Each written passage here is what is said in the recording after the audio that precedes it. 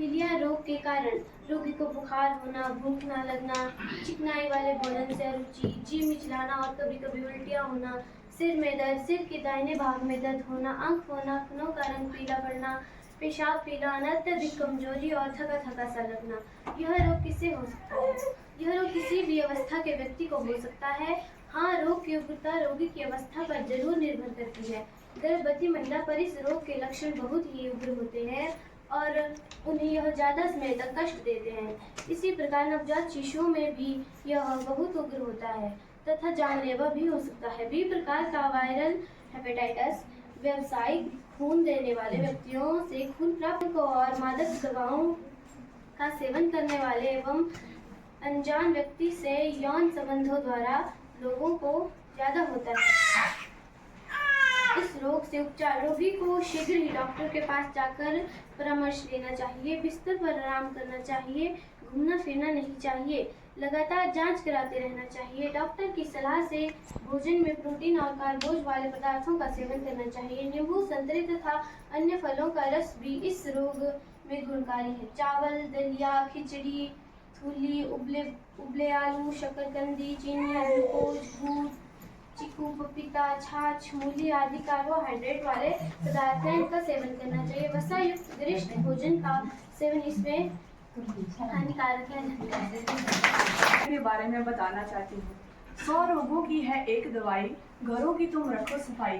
100 रोगों की है एक दवाई, घरों की तुम रखो सफाई। पीलिया। पीलिया एक ऐसी अवस्था है जिसमें कि हमारी स्किन, आईज, नेल्स और यूरिन का कलर येलो हो जाता है, जिसे कि हम पीलिया कहते हैं।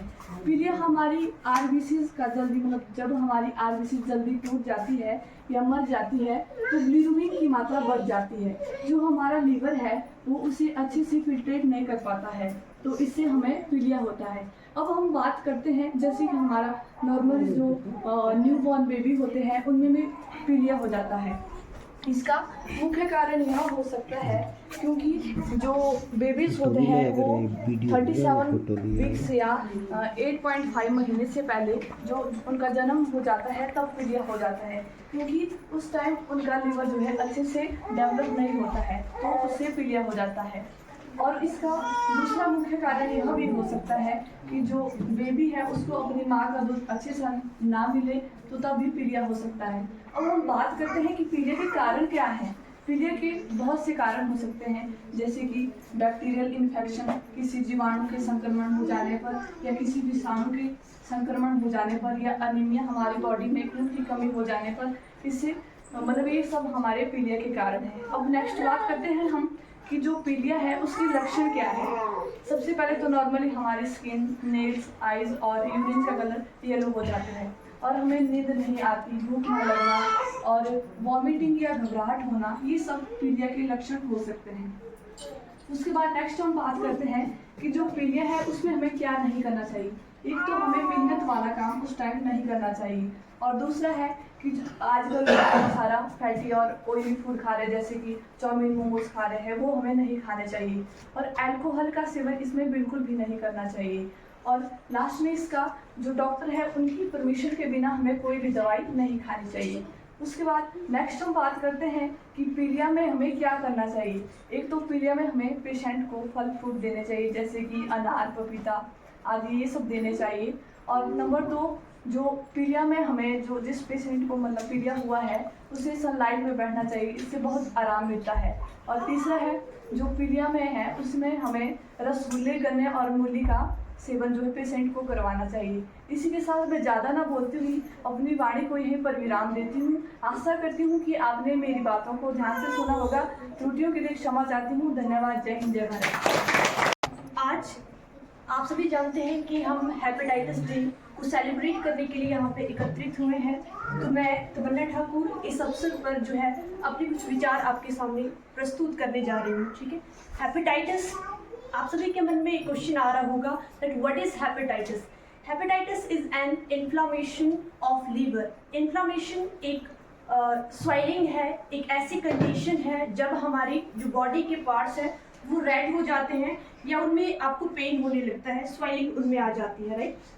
हेपेटाइटिस जो है आपका किसी भी जैसे आपका जो इन्फेक्शन है वो किसी भी इंजरीज और इन्फेक्शन की वजह से हो सकता है। Hepatitis can be acute infection और it can be chronic infection.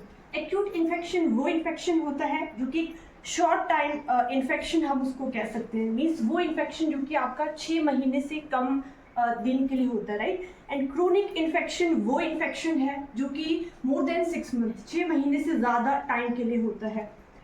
Hepatitis causes only some types of hepatitis causes only acute infection, and other type of hepatitis causes both acute as well as chronic infection.